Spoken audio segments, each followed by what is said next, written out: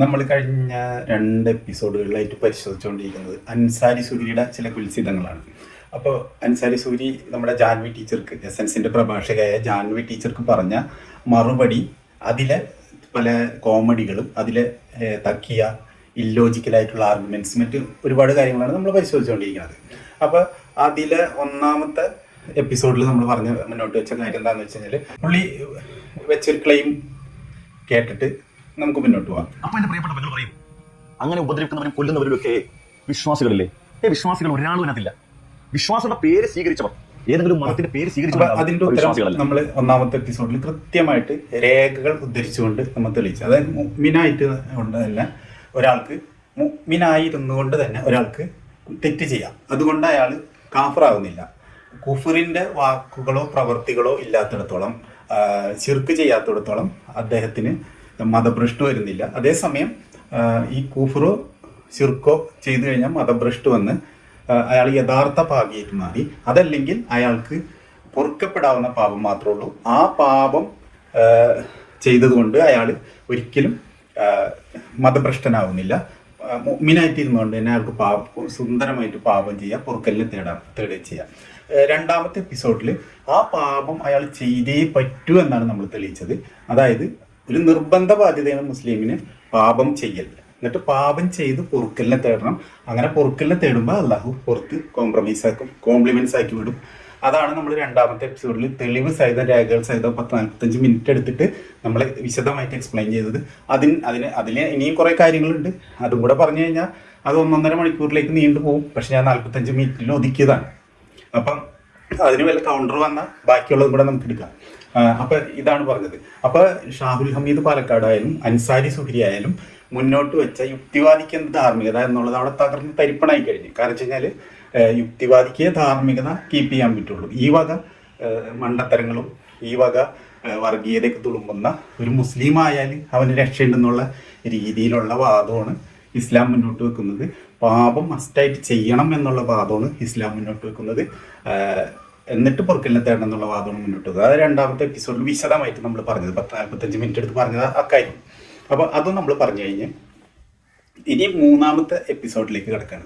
ഈ മൂന്നാമത്തെ എപ്പിസോഡിൽ എന്ന് പറഞ്ഞു കഴിഞ്ഞാൽ അധികം ഡോക്യുമെന്റിൻ്റെ ഒന്നും ആവശ്യം വരുന്നില്ല, മറിച്ച് കുറേ സാമൂഹ്യ പ്രശ്നങ്ങൾ ചൂണ്ടിക്കാണിക്കുകയാണ്. അതും ഒരു വർഗീയത എന്ന് പറയാവുന്ന രീതിയിലുള്ള കാര്യങ്ങളാണ്. അതായത് മുസ്ലിം ആയതുകൊണ്ട് ഒരാൾ നന്നായി എന്നൊരു വാദം മുന്നോട്ട് വെക്കുമ്പോൾ നമുക്ക് അതിന് കുറേ കൗണ്ടർ ആർഗ്യുമെന്റ്സ് മുന്നോട്ട് വെക്കാനുണ്ട്. മുസ്ലിം ആയതുകൊണ്ട് ഒരാൾ നന്നാവുന്നില്ല, നമ്മളത് കാണുന്നില്ല ചുറ്റുപാട് നോക്കുമ്പോൾ. മുസ്ലിം ആയതുകൊണ്ട് ഒരാൾക്ക് എന്തെങ്കിലും പ്രത്യേകത ഉള്ളതായിട്ടും അയാൾക്ക് നന്മ കൂടുതലുള്ളതായിട്ടും നമ്മൾ കാണുന്നില്ല. എന്ന് മാത്രമല്ല, ഒരു പണത്തൂക്കം മറ്റെല്ലാ തിന്മകളിലും മുസ്ലിങ്ങൾ മുന്നിട്ട് നിൽക്കണമെന്നാണ് കാണുന്നത്. അതിൻ്റെ കാരണം ഞാൻ രണ്ടാമത്തെ എപ്പിസോഡിൽ വിശദീകരിച്ചു. കാരണം പാപം ചെയ്തേ പറ്റുള്ളൂ. പാപം ചെയ്ത് രഹസ്യമായിട്ട് അവന് പൊറുക്കലിനെ തേടണം. ഇതാണ് അള്ളാഹുവിന് ഹാപ്പി ആവുന്ന ഒരു കാര്യം. അപ്പോൾ ആ അള്ളാഹുവിന് ഹാപ്പി ആവുന്ന കാര്യം ഇവർ ചെയ്തുകൊണ്ടിരിക്കുകയാണ്. അതുകൊണ്ടായിരിക്കും ഈ ഒരു പണത്തൂക്കം മുന്നിൽ എല്ലാ തിന്മകളിലും ഈ മദ്രസ കുട്ടികളെ പീഡിപ്പിക്കുന്നവരായാലും ശരി, സ്വർണം കടത്തുന്നവരായാലും ശരി, മറ്റെല്ലാ തിന്മകൾ ചെയ്യുന്ന മയക്കുമരുന്നിൻ്റെ ആൾക്കാരായാലും ശരി, മറ്റെല്ലാ തിന്മകളും ചെയ്യുന്നവർ അങ്ങനെ ആയിരിക്കാം എന്ന് നമുക്ക് സിമ്പിളായിട്ട് നമുക്ക് കൺക്ലൂഷനിൽ എത്താവുന്ന ഒരു കാര്യമുള്ളതാണ്. ഇനി നമുക്ക് പോകാനുള്ളത്, ഈ അൻസാരി സൂരി കുറച്ച് പ്രായോഗിക ഉദാഹരണങ്ങൾ നിരത്തുന്നുണ്ട്. അതിനു മുമ്പ് ഞാനൊരു കാര്യം പറയട്ടെ. ഇത് ഈ അൻസാരി സുരി എന്ന് പറയുമ്പോൾ, അല്ലെങ്കിൽ ഷാഹുൽ ഹമീദ് പാലക്കാട് എന്ന് പറയുമ്പോൾ ഏതെങ്കിലും പ്രത്യേക വ്യക്തികളെ നമ്മൾ വ്യക്തിവൈരാഗ്യം വെച്ച് ആക്രമിക്കുന്നതല്ല, മറിച്ച് അവരിലൂടെ നമ്മൾ അഭിസംബോധന ചെയ്യുന്നത് ഒരു പ്രത്യയശാസ്ത്രത്തെയാണ്. അല്ലാതെ ഏതെങ്കിലും ഒരു വ്യക്തിനോടുള്ള വ്യക്തിവൈരാഗ്യം അല്ല നമ്മൾ അവിടെ തീർക്കുന്നത്. ഒരു പ്രത്യയശാസ്ത്രം, അതിൻ്റെ പൊള്ളത്തരങ്ങളാണ് നമ്മൾ ചൂണ്ടിക്കാണിക്കുന്നത്. അതും കൂടെ ഞാനിവിടെ ഇനി പറയാൻ ആഗ്രഹിക്കുകയാണ്. അപ്പം ഇനി നമുക്ക് അൻസാരി സുരിയുടെ അത്തരത്തിലുള്ള ചില കുൽസിതപരമായ ഉദാഹരണങ്ങളിലേക്ക് നോക്കാം. ഈ കുൽസിതം എന്നൊക്കെ പറയുന്നത് ഒരു പഞ്ചിന് ഒരു ഡ്രാമാറ്റിക് ആയിട്ട് പറയുക, അല്ലെങ്കിൽ ആലങ്കാരികമായിട്ട് പറയുന്ന ഒരു കാര്യമാണ്, തമാശയ്ക്ക് വേണ്ടി പറയുന്നതാണ്, അങ്ങനെ എടുത്താൽ മതി. അപ്പോൾ അൻസാരി സൂരിയുടെ അത്തരം ചില കുൽസിതപരമായ ഉദാഹരണങ്ങളിലേക്ക് നമുക്ക് പോകാം. അത് 2-3 ഇത്തവണ ചെക്ക് ചെയ്യണം. അത് ചെക്ക് ചെയ്തുകൊണ്ട് നമുക്ക് അൻസാരി സൂരിനെ താൽക്കാലികമായിട്ട് ഇവിടെ ഉപേക്ഷിച്ചിട്ട് വേറെ ഉസ്താദന്മാർ വിഷമിച്ച് നിൽക്കേണ്ട, അവിടെ അവരെ പരിഗണിക്കണില്ല എന്ന് പറഞ്ഞിട്ട് അതിലേക്ക് നമുക്ക് പോകാനുണ്ട്. അപ്പോൾ നമുക്ക് തുടങ്ങാം. അൻസാരി സൂരിയുടെ ഫസ്റ്റ് കുൽസിതം നോക്കാം. ഞാൻ ഇങ്ങനെ പ്രസംഗിച്ചുകൊണ്ട് നടക്കുകയും എന്റെ പോക്കറ്റിൽ പൈസ വേണോ, കുറെ ആളുകൾ ശ്രോതാക്കളായിട്ടിരുന്നു, ആർക്കും ഒരു തരത്തിലുള്ള ഗുണമില്ല, വിശ്വാസി അല്ലാത്തത് കൊണ്ട് സമൂഹത്തിന് ഗുണം ഉണ്ടായില്ല. പക്ഷെ ഞാൻ ഒരാളെ കണ്ടു, ഒരു വിശ്വാസി. നോക്കൂ, നിങ്ങൾ എങ്ങനെയാണ് പാവപ്പെട്ടവരുടെ പ്രശ്നങ്ങൾ പരിഹരിക്കുവാൻ സമയം കണ്ടെത്തുന്നത്? നിങ്ങൾ മതത്തെക്കുറിച്ച് പഠിക്കുക. മതം പറയുന്നു, നീ സമ്പാദിക്കുന്നതിൽ 2% പാവപ്പെട്ടവന്റേതാണ്. ഇദ്ദേഹം ഒരു മുസ്ലിമാനാണ് കേട്ടോ. ഇദ്ദേഹം ഉയർത്തിപ്പിടിക്കുന്ന അദ്ദേഹത്തിന്റെ മാനിഫെസ്റ്റോയായ വിശുദ്ധമായ ഖുർആൻ, ആ ഖുർആന്റെ കൽപ്പനകളെയാണ് അദ്ദേഹം അനുധാവനം ചെയ്യുകയും സമൂഹത്തോട് പറയുകയും ചെയ്തു. യൂസുഫ് അലി സാർ നല്ലൊരു വിശ്വാസി ആയതുകൊണ്ട് സമൂഹത്തിന് കിട്ടിയ ഗുണമല്ലേ? അപ്പൊ അയാൾ വിശ്വാസിയാകുന്നത് കൊണ്ട് എന്തെങ്കിലും കുഴപ്പമുണ്ടോ? കേട്ടല്ല പുള്ളിയുടെ ഒന്നാമത്തെ കുൽസിതം. അതിനുള്ള മറുപടിയാണ് എനിക്ക് പറയാനുള്ളത്.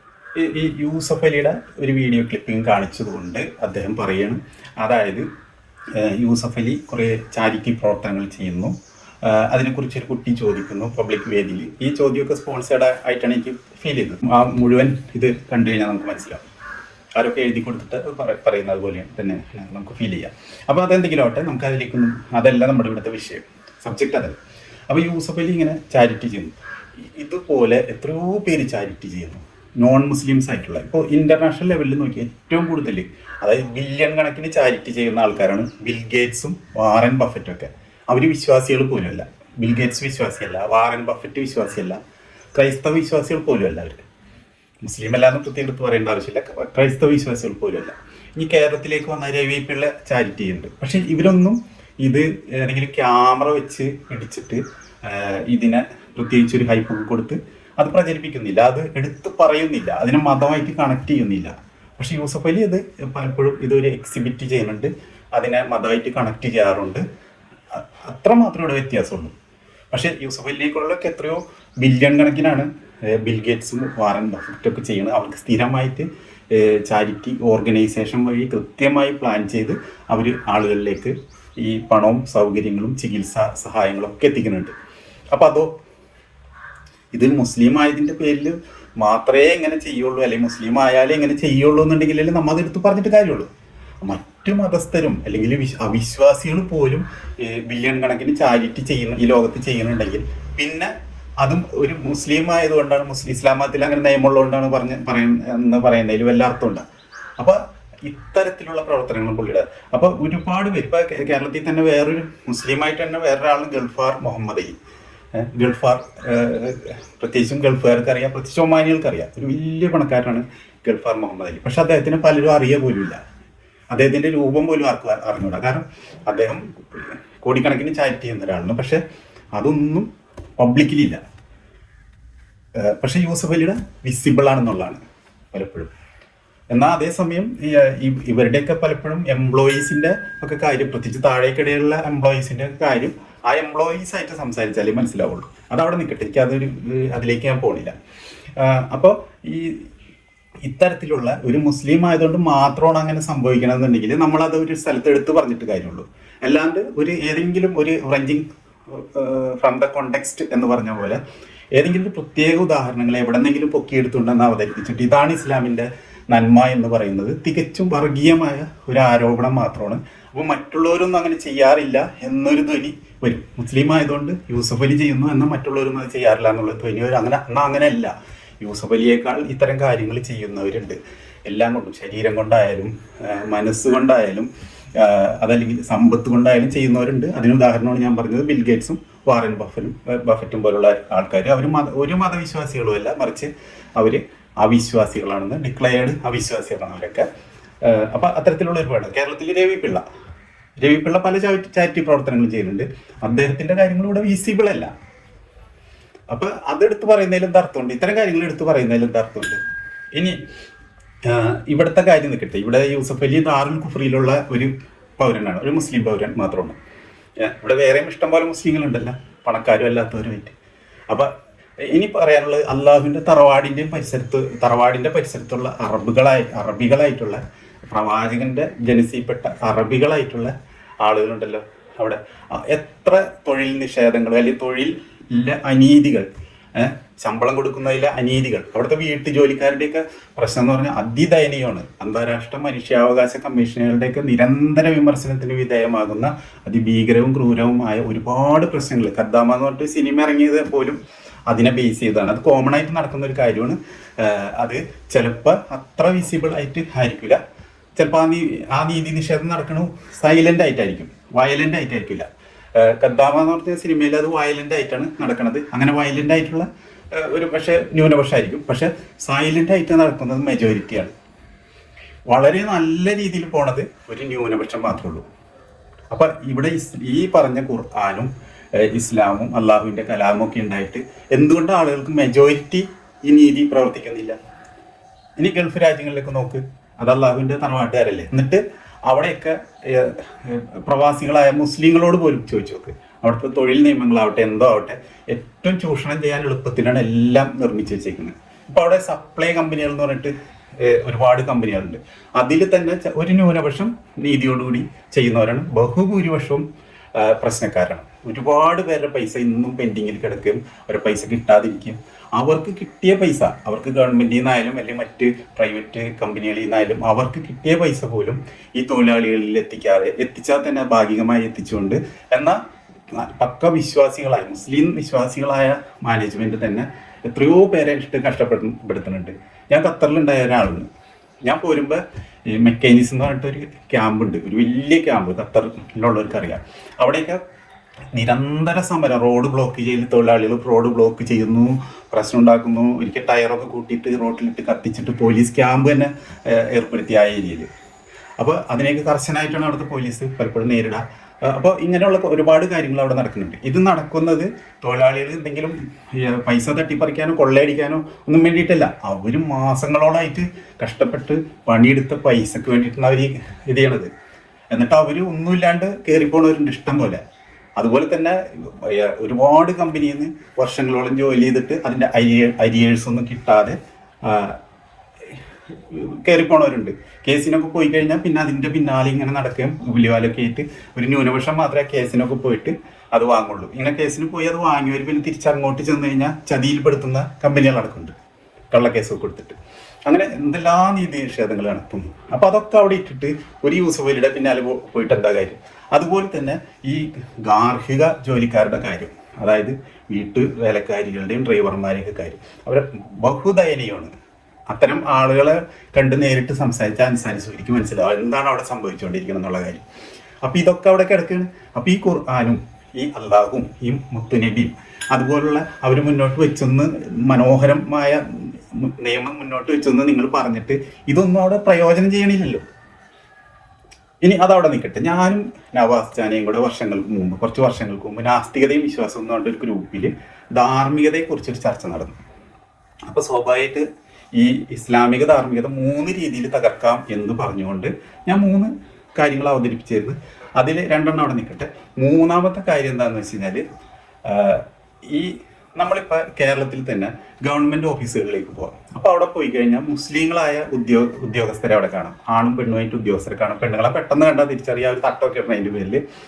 ആണുങ്ങളെ ചിലവരെ കണ്ടാൽ തിരിച്ചറിയാം, നിസ്കാരത്തായ്മയും വട്ടത്താടി മുക്കാപ്പാൻ്റെയൊക്കെ ആയിട്ട് ഭൂരിപക്ഷത്തിനെയും തിരിച്ചറിയും. സ്ത്രീകളാണുള്ള പ്രദർശനത്തിൻ്റെ ആൾക്കാർ.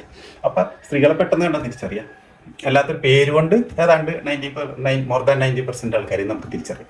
അപ്പോൾ ഈ മുസ്ലിങ്ങളായ ഉദ്യോഗസ്ഥരുടെ അടുത്ത് പോയി കഴിഞ്ഞാൽ എൻ്റെ പ്രശ്നം അഴിമതി കൂടാതെ കാലതാമസം കൂടാതെ വളരെ സൗമ്യമായി ഇടപെട്ട് സംസാരിച്ച് പരിഹരിച്ച് തരും എന്ന് പറഞ്ഞൊരു മുസ്ലിം ഉദ്യോഗസ്ഥൻ്റെ അടുത്തേക്ക് പോകാൻ ഹിന്ദുവോ ക്രിസ്ത്യാനിയോ പോട്ടെ മുസ്ലിമായിട്ടുള്ള ഒരാൾക്ക് പറ്റുമോ? എത്ര പേർക്ക് പറ്റും? അങ്ങനെ എത്ര ഉദ്യോഗസ്ഥർ അങ്ങനെയുണ്ട്? അപ്പോൾ അവിടെ എന്ത് സ്വാധീനമാണ് ഈ ഖുർആനും ഇതിനും ചെലുത്താൻ സാധിച്ചിട്ടുള്ളത്? എന്നാൽ ഇവരൊക്കെ മുസ്ലിം അടയാളം പേറുന്നവരായിരിക്കും.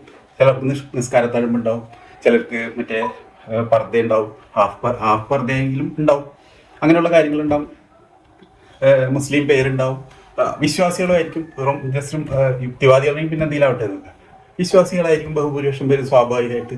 എന്നിട്ട് മനുഷ്യർക്ക് ആർക്കെങ്കിലും നാനാജാതി മതസ്ഥർക്ക് ഇപ്പം അൻസാരി സൂര്യം ഓഫീസുകളിൽ പോകാറുള്ളതല്ലേ, ഞാനും പോകാറുള്ളതല്ലേ, ഇങ്ങനെ ഒരു കൺസെപ്റ്റ് നമുക്ക് സ്വീകരിക്കാൻ പറ്റും. മനസ്സിൽ അവിടെ ഇരിക്കുന്ന ആ മുസ്ലിം ആയിട്ടുള്ള ഒരു ഉദ്യോഗസ്ഥനാണ് അല്ലെങ്കിൽ ഒരു ഉദ്യോഗസ്ഥയാണ്. അവിടെ പോയാൽ നമുക്ക് അഴിമതിയില്ലാതെ മറ്റ് തടസ്സങ്ങളില്ലാതെ അല്ലെങ്കിൽ മാന്യമായ ഒരു പെരുമാറ്റത്തോടുകൂടി നമ്മുടെ പ്രശ്നം പരിഹരിക്കപ്പെടും, ഒരാശ്വാസമായി എന്ന് മറ്റുള്ളവർക്ക് തോന്നാവുന്ന എന്തെങ്കിലും ഒരു അവസ്ഥയുണ്ടാകും. സുഹരി തന്നെ പറയാം. അന്ന് ഞാനിത് പറഞ്ഞപ്പോൾ നവാസ് കുറേ കിടന്ന് ഉരുണ്ട് മറിയാണ് ചെയ്തത്. നവാസ് ചാനെ അന്ന് കുറേ കിടന്ന് ഉരുണ്ട് മറിഞ്ഞ് പിന്നെ എന്ത് ചെയ്യും, പുള്ളിക്കാതെ പറ്റുള്ളൂ. കുറേ നുണ പറഞ്ഞ് കുറേ വ്യക്തി അനുഭവം പറഞ്ഞ് അവിടെ അങ്ങനെ ഒരു കാക്കിയ ഭയങ്കര മാനവികനുണ്ടെന്നൊക്കെ പറഞ്ഞു ഉരുളാന്നല്ലാണ്ട് വേറെ ഒന്നും ചെയ്യാനില്ല. നമ്മളിവിടെ പറയുന്നത് സാമൂഹ്യ യാഥാർത്ഥ്യമാണ്, കോമൺ ആണ്. നമുക്ക് ചുറ്റും കാണുന്ന കാര്യങ്ങൾ, വ്യാപകമായി കാണുന്ന കാര്യങ്ങളാണ്. എന്തിനു സ്വന്തം രക്തബന്ധങ്ങളെ പോലും പരിഗണിക്കുമോ? ഇല്ല, പരിഗണിക്കൂല. അതിന് എത്ര കോടിക്കണക്കിന് രൂപ ഉണ്ടെങ്കിലും സ്വന്തം രക്തബന്ധങ്ങൾക്ക് പോലും നക്കാപ്പിച്ച് കൊടുത്ത് അവരെ ഭക്തരാക്കി കൂടെ നിർത്തുന്നല്ലാതെ അവരും രക്ഷപ്പെടുന്ന രീതിയിൽ പല കാര്യങ്ങളും ചെയ്തു കൊടുക്കാൻ പറ്റും. അതൊന്നും ചെയ്യില്ല. പകരം കുറച്ച് നക്കാപ്പിച്ചൊക്കെ എറിഞ്ഞ് ഇങ്ങനെ വെക്കും. എന്നിട്ട് അത് അവർക്ക് കൈയച്ച് ചെയ്യാതിരിക്കാൻ കാരണം ഉണ്ടാവട്ടെ, അതിനൊരു കുറ്റപത്രം റെഡിയാക്കി വെച്ചിട്ടുണ്ടാവും. കാരണം മറ്റു ബന്ധുക്കളോ അല്ലെങ്കിൽ മറ്റു മതസ്ഥരോ ഒക്കെ ചോദിച്ചു കഴിഞ്ഞാൽ നിങ്ങളുടെ ഇതിൽപ്പെട്ട ആളല്ലേ, ആ പുള്ളിയുടെ കഷ്ടപ്പാട് നിങ്ങൾ കാണില്ല എന്ന് ചോദിച്ചു കഴിഞ്ഞാൽ ഇവർക്കെതിരെ ഒരു കുറ്റപത്രം ഉണ്ടാവും. എന്തുകൊണ്ട് ചെയ്യുന്നില്ല, അവന് ബഹുമാനമില്ല, അല്ലെങ്കിൽ അവൻ ഞാൻ പറയുന്നത് അനുസരിക്കില്ല. അങ്ങനെ ഒരു 100 കുറ്റങ്ങളടങ്ങിയ ഒരു കുറ്റപത്രം ഒരു റെഡിയാക്കി വെച്ചിട്ടുണ്ടാവും. എന്നിട്ടാണ് ഈ രക്തബന്ധങ്ങളെ പോലും അവർ അവഗണിച്ച് നടക്കുക എന്നുള്ളതാണ്. ഇത് കോമൺ ആയിട്ട് ഇവരൊക്കെ ചെയ്യുന്നതാണ്. എന്നിട്ട് മലപ്പുറം നന്മ തള്ളലും മറ്റതൊക്കെ കേട്ട് കഴിഞ്ഞാൽ, സക്കാത്തിന്റെ മഹത്വം തള്ളലും കേട്ട് കഴിഞ്ഞാൽ നമ്മൾ തൊട്ടടുത്ത മരത്തുമ്മ കെട്ടിപ്പിടിച്ച് കരഞ്ഞു പോകും. അപ്പൊ ഇതാണ് ഇവിടെ സംഭവിച്ചുകൊണ്ടിരിക്കുന്നത്. അപ്പൊ ഇതൊന്നുമില്ലാതെ ഈ ഖുർആൻ ഉള്ളത് കൊണ്ട് യൂസഫ് അലി നന്നായി, മറ്റേ ആൾ നന്നായി എന്നൊക്കെ, അല്ലെങ്കിൽ കുറെ ചാരിറ്റിയുടെ, കുറെ വിസിബിൾ ചാരിറ്റിയുടെ കുറെ കാര്യങ്ങൾ ഉയർത്തി കാണിച്ചുകൊണ്ട് പറയുന്നത് എന്ത് നീതിയുണ്ട്, അല്ലെങ്കിൽ എന്ത് യുക്തിയുണ്ട്, എന്ത് ലോജിക്കുണ്ട് അൻസാരി സൂരി. അപ്പൊ അതിൽ യാതൊരു അർത്ഥമില്ല. മനുഷ്യൻ നല്ലവനാണെങ്കിൽ നല്ലവനാണ്, ചീത്തവനാണെങ്കിൽ ചീത്തവനാണ്. അത് ഹിന്ദു ആയാലും മുസ്ലിം ആയാലും ക്രിസ്ത്യാനി ആയാലും. ഇവിടെ ഒരൊറ്റ പോളിസിയേ ഉള്ളൂ. മുഹമ്മദ് പറഞ്ഞതല്ല, അല്ലെങ്കിൽ അൻസാരി സൂരിയോ ഇസ്ലാമിന്റെ സിദ്ധാന്തങ്ങളോ പറയുന്നതല്ല, ശ്രീനാരായണ ഗുരു പറഞ്ഞതാണ് വസ്തുത. മതം ഏതായാലും മനുഷ്യൻ നന്നായാൽ മതി. അതായത് മതം ഇസ്ലാമായിട്ട് യാതൊരു കാര്യമില്ല, മറിച്ച് മനുഷ്യൻ നല്ലതാണെന്നുണ്ടെങ്കിൽ അവൻ യുക്തിവാദി ആയാലും ഹിന്ദു ആയാലും മുസ്ലിം ആയാലും ക്രിസ്ത്യാനി ആയാലും അവൻ മറ്റുള്ളവനെ കേൾക്കാനും അവൻ്റെ കാര്യങ്ങളെ കാരുണ്യപൂർവ്വം പരിഹരിക്കാനും ശ്രമിക്കും. അതേസമയം നല്ല മനുഷ്യനല്ലെന്നുണ്ടെങ്കിൽ ഈ ഏതെങ്കിലും ഒരു ജാതിയിലോ മതത്തിലോ ജനിച്ചതുകൊണ്ട് യാതൊരു പ്രത്യേകിച്ച് പ്രയോജനമൊന്നുമില്ല. അപ്പൊ അത് അൻസാരി സൂരി ആദ്യം ഉൾക്കൊള്ളാം. ഇതൊരു എഡ്യൂക്കേഷൻ വീഡിയോ ആണ്. ഓക്കെ, ഇനി നമുക്ക് അൻസാരി സൂരിയുടെ അടുത്ത കുൽസിതം ഒന്ന് പരിശോധിച്ചിട്ട് വരാം. ഞാൻ പിന്നെയും മുന്നോട്ട് നോക്കിയപ്പോൾ വേറൊരാളെ കണ്ടു. ബോക്സിംഗിൽ തന്റെ എതിരാളിയെ 2-3 പഞ്ചുകൊണ്ട് ഇടിച്ചു നിരത്തുന്ന യേശസ് ഗ്രേ ചരിത്രത്തിൽ മുഹമ്മദ് അലി ഗ്രേയായി മാറി. മുഹമ്മദ് അലി ഗ്രേ പറയാറുണ്ട്, എപ്പോൾ വലിക്കാറില്ല, എന്റെ കയ്യിൽ എപ്പോഴും ഒരു തീപ്പെട്ടിയുണ്ട്. ആ തീപ്പെട്ടി ഞാൻ ഉപയോഗിക്കുന്നത് എന്തിനാണെന്ന് അറിയാമോ? എനിക്ക് ദുഷിച്ച ചിന്തകൾ വരുമ്പോ, ഹറാമുകളുടെ ചിന്തകൾ വരുമ്പോ, അള്ള വിലക്കിയ ചിന്തകൾ വരുമ്പോ അതിൽ നിന്ന് ഒരു തീപ്പെട്ടി കൊള്ളിയിടും. എന്നിട്ട് ഞാൻ അതൊന്ന് വളരെ കത്തിക്കും. എന്നിട്ട് ഞാൻ എന്റെ ഉള്ളം കൈ ഇങ്ങനെ വെക്കും. എന്നിട്ട് ഞാൻ എന്റെ കൈ വലിക്കും. എന്നിട്ട് ഞാൻ എന്നോട് ചോദിക്കും,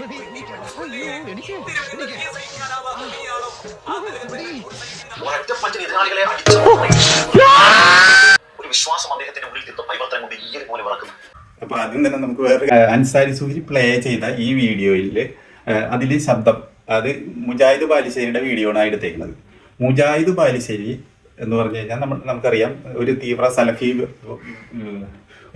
സലഫി വിഭാഗമായ വിസ്ഡം ഗ്ലോബലിന്റെ ആളാണ്. അപ്പൊ ഈ മുജാഹിദ് ബാലുശ്ശേരിക്ക് വേറൊരു അഭിപ്രായമുണ്ട്. ആ അഭിപ്രായം നോക്കിയേ, അത് നമുക്ക് അതൊന്ന് കണ്ടിട്ട് വരാം. അള്ളാഹുൽ ഭൂമിയിൽ ചെയ്യുന്ന ഏറ്റവും വലിയ കരുണ സുന്നിയാകാതിരിക്കുക എന്നുള്ളതാണ്. ഒരു മനുഷ്യനോട് അള്ള കാണിക്കുന്ന ഏറ്റവും വലിയ കാരുണ്യം APK സുന്നിയാകാതിരിക്കുക എന്നുള്ളതാണ്. അങ്ങനെ ഒരാൾ ആകുന്നില്ലെങ്കിൽ ഒന്ന് നിരീശ്വരവാദിയായാൽ പോലും സാധ്യത ഉണ്ട്. കാരണം പിന്നെ തൗഹീദ് സ്വീകരിച്ചോ വേറോട്ടും പോകില്ല. പക്ഷെ സുന്നിയാകാതിരിക്കുക, കാരണം നിരീശ്വരവാദിയായ കാഫിറിന്റെ ശിക്ഷയുള്ളൂ, മുശ്രിക്കിന്റെ ശിക്ഷയല്ല. അപ്പൊ അതായത് മുജാഹിദ് ബാലുശ്ശേരി പറഞ്ഞതനുസരിച്ച് അൻസാരി സൂരിയാണ് ഏറ്റവും പ്രശ്നം. ഞങ്ങളല്ല, ജാൻവി ടീച്ചറോ യുക്തിവാദിയായ ജാൻവി ടീച്ചറോ ഞാനോ ആരിഫ് ഹുസൈനോ അല്ലെങ്കിൽ ലിയാഖത്ത് അലി ഒന്നും അല്ല വിഷയം, അല്ലെങ്കിൽ ജബ്ബാർ മാഷൊന്നും അല്ല ഇവിടെ വിഷയം. ഇവിടെ വിഷയം സുന്നിയാണ് വിഷയം.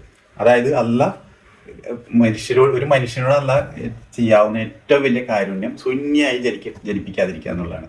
APK സുന്നിയായിട്ട് ജനിപ്പിക്കാതിരിക്കുക എന്നതാണ്. അതായത് അൻസാരി സുഹരിയായിട്ട് ജനിക്കാതിരിക്കുക, കാന്തപുരം ഉസ്താദായിട്ട് ജനിക്കാതിരിക്കുക, മറ്റേ EK ഗ്രൂപ്പായിട്ട് അതിൽപ്പെട്ട സിൻസാറുൽ ഹക്കായിട്ട് ജനിക്കാതിരിക്കുക, വളരെ കൃത്യമായിട്ടില്ലേ, മുഹമ്മദ് പാരിസ് FIU ആയിട്ട് ജനിക്കാതിരിക്കുക.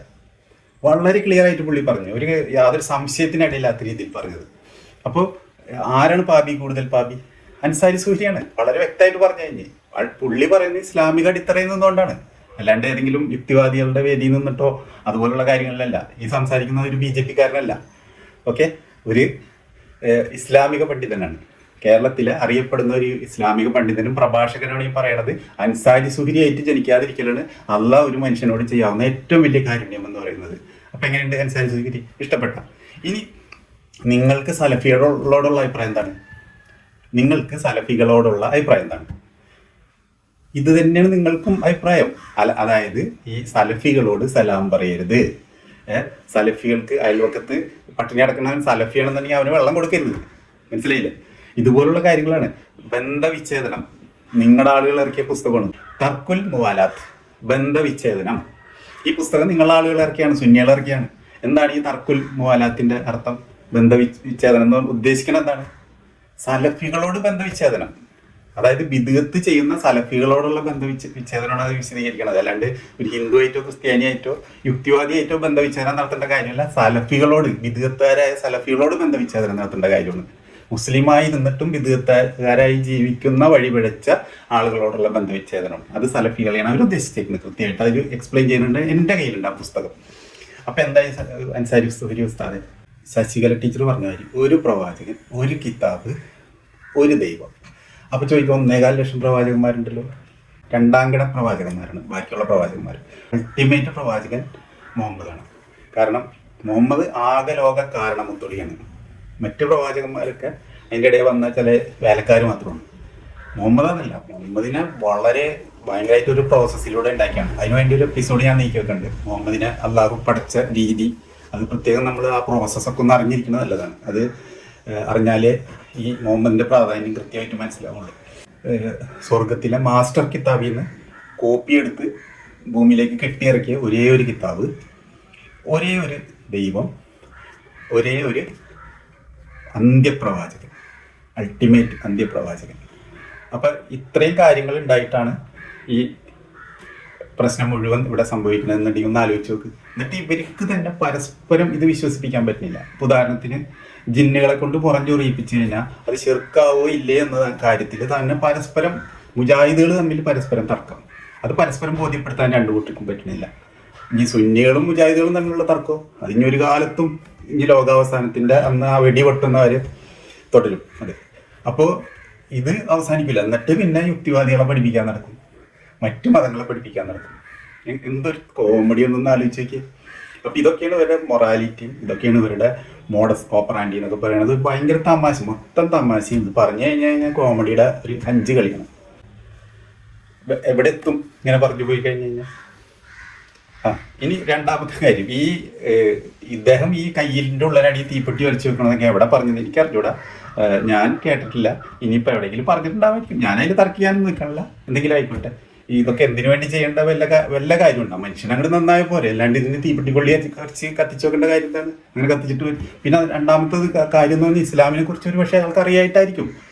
അള്ള വിലക്കിയ കാര്യങ്ങളാണ് തിന്മ ചെയ്യണം എന്നാണ് അള്ളാഹു പറഞ്ഞേക്കുന്നത്. തിന്മ ചെയ്തതിന് ശേഷം മാപ്പി വയ്ക്കണം എന്നാണ് പറഞ്ഞേക്കുന്നത്. അത് രണ്ടാമത്തെ എപ്പിസോഡിൽ ഞാൻ കൃത്യമായി തെളിവ് സഹിതം വിശദീകരിച്ചിട്ടുണ്ട്. 1 കോടി രൂപ ചലഞ്ചും വെച്ചിട്ടുണ്ട്. അപ്പോൾ അദ്ദേഹത്തിന് ഈ തീപ്പെട്ടിക്കൊള്ളി കത്തിച്ചു വെക്കുന്ന വേസ്റ്റ് അല്ലേ? അദ്ദേഹത്തിന് ഇസ്ലാമിനെ കുറിച്ച് അറിഞ്ഞൂടാ. അദ്ദേഹം ഈ കറുത്ത വർഗ്ഗക്കാരോട് അമേരിക്കയിലുള്ള വിവേചനം, വെളുത്തവന്റെ വിവേചനം മൂലം അദ്ദേഹം ചാടിക്കേറി ഇസ്ലാമായി, അതിലെന്തോ അക്കരപ്പച്ച തോന്നി ഇസ്ലാമായി എന്നല്ലാണ്ട് അദ്ദേഹത്തിന് ഡീറ്റെയിൽസ് ആയിട്ട് ഇതിനെ കുറിച്ചൊന്നും പറഞ്ഞില്ല. അദ്ദേഹം വിചാരിച്ചു വെച്ചേക്കണേ അൻസാരി സൂരി പറയുന്ന നുണകളൊക്കെ വിശ്വസിച്ചിട്ടാണ് അദ്ദേഹം വന്നേക്കണത്. അൻസാരി സൂരി എന്ന് ഉദ്ദേശിക്കുന്നത് അൻസാരി സൂരി എന്ന വ്യക്തിനല്ല, അതേപോലുള്ള ഇത് വിശ്വസിച്ചിട്ടാണ് ഇയാളെ പോലുള്ള മുൻ കാഫറുകൾ ഇതിലേക്ക് വരുന്നത്. ഓക്കെ, അപ്പൊ അതും കോംപ്ലിമെന്റ്സ് ആയില്ലേ. ഇനി നമുക്ക് അടുത്തേക്ക് പോവാം. അൻസാരി സൂര്യയുടെ അടുത്ത കുൽസിതം കൂടെ നോക്കാം. നോക്കൂ നിങ്ങൾ, എന്തിനായിരിക്കും മനുഷ്യൻ കരയുന്നത്? എന്തിനാ കരയുന്നത്? ഒറ്റയ്ക്കിരുന്ന് ഈ മനുഷ്യൻ കരയുന്നത്? അതായത് തന്റെ ഭൂതകാലത്തിൽ താൻ ചെയ്തു പോയ തെറ്റ്, അവരുടെ വിശ്വാസപ്രകാരം അവൻ ചെയ്ത തെറ്റുണ്ട്. എന്തൊക്കെയാണ് ആ തെറ്റ്? ഉദാഹരണം, അത് കൊലപാതകവും കള്ളുകൂടിയോ വിചാരം മാത്രമല്ല, തന്റെ നോട്ടം കൊണ്ട് പോലും മറ്റൊരാൾക്ക് ബുദ്ധിമുട്ടുണ്ടായാൽ അവൻ ചെയ്ത തെറ്റാണ്. എന്നെ സൃഷ്ടിച്ച ഉടയ തമ്പുരാന്റെ മുന്നിൽ ഞാൻ കണക്ക് പറയേണ്ടി വരും എന്നുള്ള ബോധ്യത്തിൽ നിന്നാണ് ഒരു മനുഷ്യന്റെ കണ്ണ് നനഞ്ഞു പോകുന്നത്. ഒരു യുക്തിവാദിക്ക് അങ്ങനത്തെ വീണ്ടും വിചാരം ഉണ്ടാവും. എന്തിനാണ് അദ്ദേഹം കരയണത്? അദ്ദേഹത്തൊക്കെ കുറ്റങ്ങൾ ചെയ്തിട്ടില്ല, പാപങ്ങൾ ചെയ്തിട്ടില്ല. ആ പാപങ്ങൾ ഡിസ്ചാർജ് ചെയ്യണില്ല. അതിന്റെ വിദ്യയാണ് ഈ കാണുന്നത്. അതിന് പുള്ളി നന്നാവണം. എന്താ പുള്ളി പിന്നെ അവിടെ നിന്ന് എണീറ്റിട്ട് പിന്നെയും ചെയ്യണം. അടുത്തത് ഒരു പക്ഷേ ഒരു ഗൾഫിലൊരു സപ്ലൈ കമ്പനി നടത്തുന്ന ഒരാളായിരിക്കും. ലക്ഷക്കണക്കിന് രൂപ തൊഴിലാളികൾക്ക് കൊടുക്കാനുണ്ടാവും, ഇവന്റെ ബാങ്ക് അക്കൗണ്ടിലുണ്ടാവും. എന്നിട്ട് ഇവൻ ഇങ്ങനെ ലണ്ടനിലും അവിടെ പോയി കുടുംബസഹിതം കറങ്ങും. അവർക്ക് കൊടുക്കൂല. തൊഴിലാളികൾക്ക് കൊടുത്താൽ തന്നെ ഭാഗികമായിട്ട് അപ്പളോ ഒക്കെ ആയിട്ട് കുറേശ്ശെ കൊടുക്കും. ഓക്കെ, ഇതൊക്കെ ചെയ്തിട്ട് ഇങ്ങനെ ഇരുന്ന് കാട്ടി കരയും, മാപ്പി ചോദിക്കും. കാരണം പടച്ചോൻ അതിന് അനുവാദം കൊടുത്തിട്ടുണ്ട്. പാപം ചെയ്യുക, നീ പാപം ചെയ്യാതെ നീ ഇരുന്നാൽ നിന്നെ തകർത്ത് കളയും, നശിപ്പിച്ച് കളയും. അതുകൊണ്ട് നീ പാപം ചെയ്യുക, എന്നിട്ട് മാപ്പി ചോദിക്കുക. അപ്പം ഇവർക്ക് എന്താണ്? ഇവർക്ക് വളരെ സൗകര്യമായി. ഇവർക്ക് ഒരേ സമയം സുഖം എടുക്കാം, വ്യഭിചാരം ചെയ്ത് സുഖം എടുക്കാം, ഇതുപോലുള്ള സാമ്പത്തിക അഴിമതി ചെയ്ത് അതിൽ നിന്നുള്ള ലാഭം എടുക്കാം, ലോകം കാണാം, പല സ്ഥലത്തും പോവാം, ഹജ്ജിന് പോവാം. എന്നിട്ട് ഇതുപോലെ നിസ്കരിച്ചും ഹജ്ജിന് പോയും നോമ്പ് പിടിച്ചൊക്കെ പാപം ഡിസ്ചാർജ് ചെയ്ത് കളയുകയും ചെയ്യാം. ഇതാണ് പുള്ളി ചെയ്യണത്. സത്യത്തിൽ ഇതാണോ ചെയ്യേണ്ടത്? ഇതല്ല ചെയ്യേണ്ടത്. മറിച്ച് അവർ മൂലം ആർക്കാണോ ദോഷം സംഭവിച്ചിട്ടുള്ളത്, ആരെയാണ് അവർ ഹാം ചെയ്തിട്ടുള്ളത്, അവരെ കണ്ട് ആ പ്രശ്നങ്ങൾ പരിഹരിക്കുകയും അവരുടെ സങ്കടം തീർക്കുകയും എൻ്റെ ചില വീഴ്ചകൾ പറ്റിയിട്ടുണ്ട്, എന്നോട് ക്ഷമിക്കണം, പൊറുക്കണം എന്ന് പറയുന്നതാണ് മനുഷ്യത്വം എന്ന് പറയുന്നത്. അല്ലാണ്ട് നിസ്കാരപ്പായൽ അള്ളാഹുവിനോട് സ്വകാര്യമായിട്ട് ഇരുന്ന് കരയണതോ മാപ്പ് ചോദിച്ചും കണ്ടിട്ട് പിന്നെയും പോയി അടുത്ത തെറ്റ് ചെയ്യണതല്ല, അടുത്ത പാപം ചെയ്യണതല്ല പ്രായച്ചിത്തം എന്ന് പറയുന്നത്. പ്രായച്ചിത്തം എന്ന് പറഞ്ഞാൽ നമ്മൾ മൂലർക്ക് ഇപ്പൊ ഒത്തുകുട്ടീനെ പീഡിപ്പിച്ചു കഴിഞ്ഞാൽ ആ കുട്ടീനോടും ആ കുട്ടിയുടെ മാതാപിതാക്കളോടുമാണ് മാപ്പ് പറയേണ്ടത്. എൻ്റെ കയ്യിൽ നിന്ന് ഇങ്ങനെ പറ്റിപ്പോയി, ക്ഷമിക്കണം, നിയമം പുറത്തു തന്നില്ലെങ്കിലും നിങ്ങൾ മനസ്സുകൊണ്ട് എനിക്ക് പുറത്തു തരണം, ഇനി ഞാൻ ആവർത്തിക്കില്ല എന്ന് പറഞ്ഞാൽ അവിടെ സ്റ്റോപ്പ് ചെയ്യുന്നതാണ് പ്രായച്ചിത്തം എന്ന് പറയുന്നത്. ഇതങ്ങനെയല്ല, റിപ്പീറ്റ് ചെയ്യാനുള്ള അനുവാദം ഇസ്ലാമിൽ കിടക്കണേ. അപ്പോൾ അവർക്ക് വീണ്ടും വീണ്ടും ചെയ്യാം. 100 ഉസ്താദന്മാർ പോലീസ് പിടിയിലായി പോക്സോ കേസിലകത്തായാലും വേറെ ഉസ്താദന്മാർക്കും തഞ്ചോന്താളം നോക്കി പിന്നെയും ചെയ്യാം. ഇതിങ്ങനെ ആവർത്തിച്ചുകൊണ്ടിരിക്കും. അപ്പൊ ഇങ്ങനെ ഇരുന്ന് നിസ്കാരപ്പായലിരുന്ന് ഈ ജഗദീഷിന്റെ കരച്ചിൽ പോലെ കരയല്ല വേണ്ടത്, മറിച്ച് അതിന് കൃത്യമായ പരിഹാരം. അവർ ശമ്പളം കൊടുക്കാത്തവർക്ക് ശമ്പളം കൊടുക്കുക. അവർ മൂലം സങ്കടപ്പെട്ട, അവരെ ശപിച്ച് ജീവിക്കുന്ന ഒരുപാട് പേര് ലോകത്തുണ്ട്. അവരെ ഒക്കെ കണ്ട് അതിന് പരിഹാരം ചെയ്യാം. സാധ്യമായ എല്ലാ പരിഹാരങ്ങളും ചെയ്ത് കോമ്പൻസേറ്റ് ചെയ്ത് അങ്ങനെ പിന്നീട് അത് ആവർത്തിക്കാണ്ട് നോക്കുക, നല്ല മനുഷ്യനാവാൻ ശ്രമിക്കുക. അങ്ങനെയാണ് ചെയ്യേണ്ടത്. അതിനുള്ള ഒരു വകുപ്പും ഇസ്ലാമിലില്ല എന്ന് ഞാൻ 2ാമത്തെ എപ്പിസോഡിൽ കൃത്യമായിട്ട് തെളിയിച്ചു കഴിഞ്ഞു. അപ്പം ഇതുപോലുള്ള കോമാളിത്തങ്ങളല്ല അൻസാരി സുഹരി നമ്മൾ ഇതായിട്ട് കാണിക്കേണ്ടത്. ഇനി അൻസാരി സുഹരി തന്നെ ഇത് തിരിച്ചറിയുന്നുണ്ട്. ഞാനിവിടെ പറഞ്ഞ കാര്യങ്ങൾ ഞാൻ ജസ്റ്റ് പറയാം, അൻസാരി സുഹരിനെ കൊണ്ട് തന്നെ നമുക്ക് പറയിപ്പിക്കാം. അപ്പം ഈ വീഡിയോ ഒന്ന് കണ്ടു നോക്കട്ടെ. അൻസാരി സൂര്യ എന്ന് പറയുന്ന കാര്യം നിങ്ങളൊന്ന് ശ്രദ്ധിച്ച് കേൾക്കണം. ഒട്ടും ഇത് വിട്ടുപോകരുത്. ഇന്ന് എന്റെ പരിചയത്തിലുള്ള ഒരു സാധുവായ മനുഷ്യൻ മരണപ്പെട്ടു. അദ്ദേഹത്തിന്റെ വീട്ടിലേക്ക് പോകുന്ന വഴി ആ ഭാഗത്ത് ഒരു 3-5 പാവപ്പെട്ട കുടുംബമാണ് ജീവിക്കുന്നത്. ഒരാൾക്ക് മാത്രം നടന്നു പോകാനുള്ള വഴിയാണ് കൊടുത്തിരിക്കുന്നത്. ഈ സമീപത്തൊക്കെ അത്യാവശ്യം സാമ്പത്തികമായി ഉന്നമനത്തിലുള്ള ആളുകൾ വീടുണ്ട്. അവരെല്ലാം ഈ മതിൽ എത്രത്തോളം ഈ വഴിയിലേക്ക് ഇട്ട് കെട്ടാമോ അത്രത്തോളം തല്ലിയിട്ട് ഇരിക്കാം. ഈ മയ്യത്ത് ഒരു പ്രത്യേക ഭാഗത്തെത്തിയപ്പോഴേക്കും പിന്നെ തിരിയുന്നില്ല, വളമാണ് അവിടെ മയ്യത്ത് തിരിയുന്നില്ല.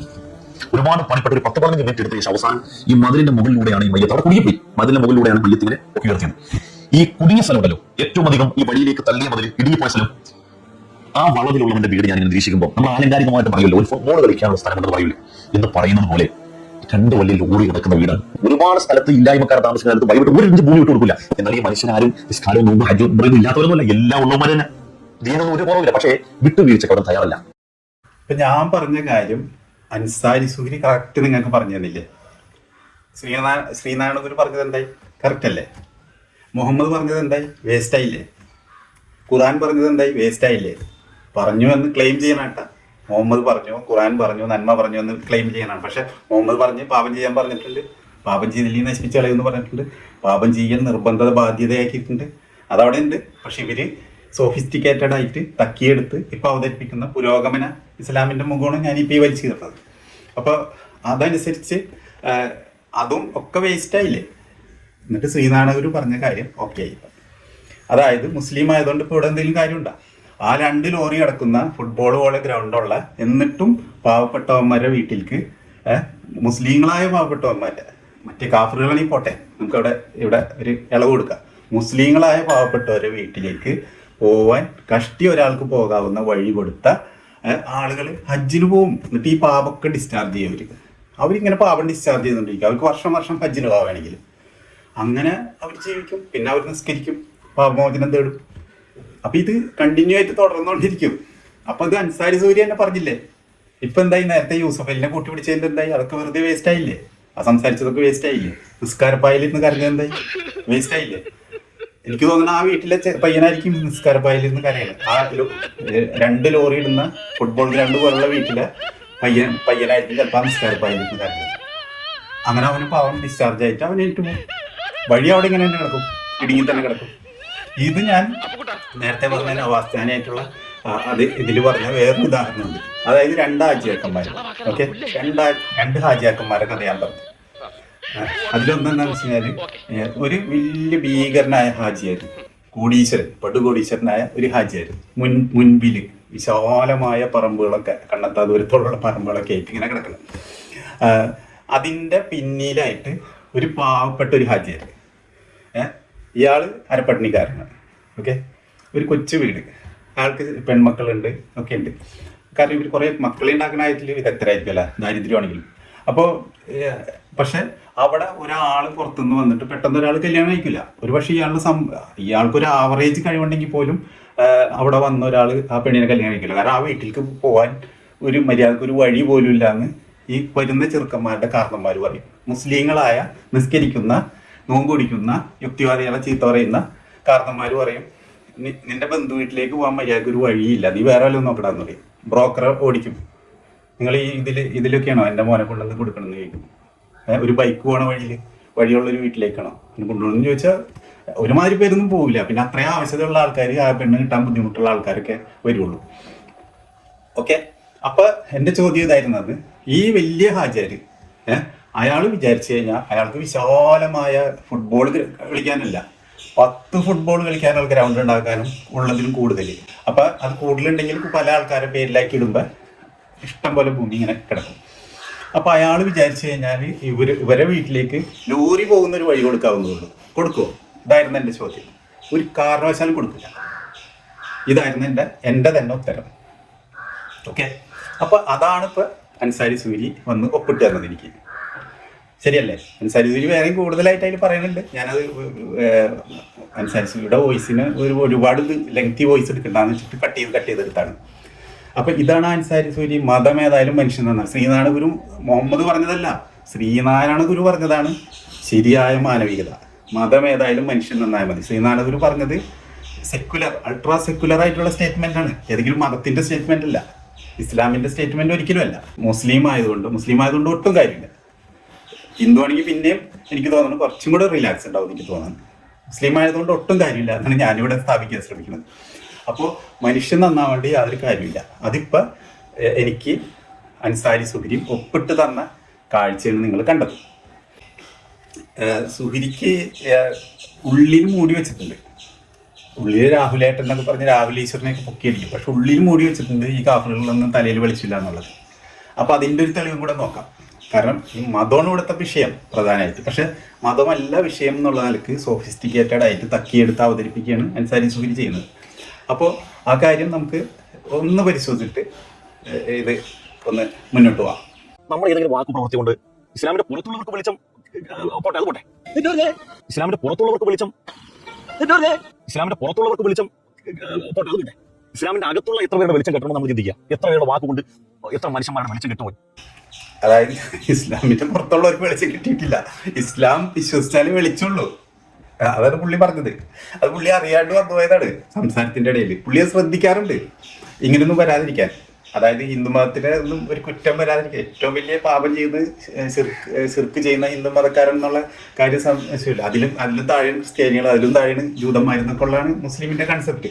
എനിവേ, ഇത് അറിയാണ്ടായാലും വരാതിരിക്കാൻ എപ്പോഴും ശ്രദ്ധിക്കാറുണ്ട്. യുക്തിവാദിനെ കുറ്റം പറയും. യുക്തിവാദിനെ കുറ്റം പറയുന്നത് തന്നെ ഭയങ്കര തമാശയാണ്. കാരണം ഈ നമ്മളുടെ സിനിമ ഉണ്ടല്ലോ, 500 സിനിമ, NN പിള്ളെ, ഈ 500 കഥാപാത്രമുള്ള സിനിമ, അതിൽ ആ സിനിമ പേര് പെട്ടെന്ന് വായിൽ വരാത്തതുകൊണ്ടാണ് ഞാൻ പറയാത്തത്.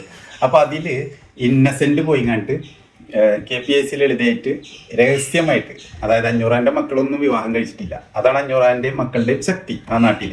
ആ സിനിമ കണ്ടവർക്കൊക്കെ അറിയാം. പക്ഷെ ഇന്നസെന്റ് രഹസ്യമായിട്ട് KPSC ലളിത എന്നൊരു ടീച്ചറുമായിട്ട് ചേർന്ന് രഹസ്യമായിട്ട് ഒരു കുടുംബം ഉണ്ടാക്കിയിട്ടുണ്ട്. ഇടയ്ക്കൊക്കെ ഇന്നസെന്റ് അവിടെ പോകും, ആ വീട്ടിൽ പോയിട്ട് താമസിച്ചൊക്കെ വരും. അതിന് ഈ വീട്ടിൽ എന്തോന്നുണയൊക്കെ പറഞ്ഞ് റെഡിയാക്കി വെച്ചിട്ടുണ്ട്. അവിടെ പോകാൻ വേണ്ടിയിട്ട് രഹസ്യമായിട്ട് നുണയൊക്കെ പറഞ്ഞ് റെഡിയാക്കി വെച്ചിട്ടുണ്ട്. അങ്ങനെയാണ് പുള്ളി പോണത് പെട്ടിക്ക് എടുത്തിട്ട്. എന്നിട്ട് അവിടെ താമസിച്ച് വരും. അതിൽ കുട്ടികളുണ്ട് ഇന്നസെന്റിൽ. അങ്ങനെ ഒരു തവണ ഇത് ഈ ഏറ്റവും ഇളയ അനുജനായ മുകേഷും കൂട്ടുകാരനും കൂടെ, ജഗദീഷും കൂടെ പിടിക്കും.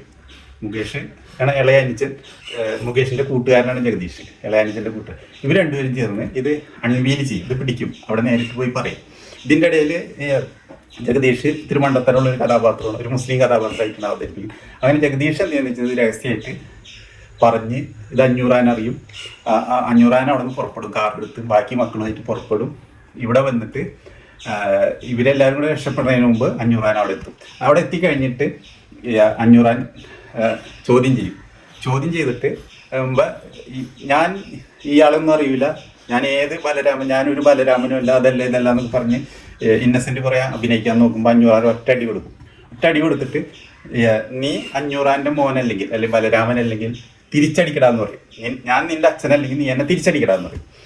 അപ്പോൾ അച്ഛനായതുകൊണ്ട് ഇന്നസെന്റിനെ തിരിച്ചടിക്കാൻ നിവൃത്തിയില്ല. കാരണം സ്വന്തം അച്ഛനെ എങ്ങനെ തിരിച്ചടിക്കും? അഭിനയിക്കണതല്ലേ.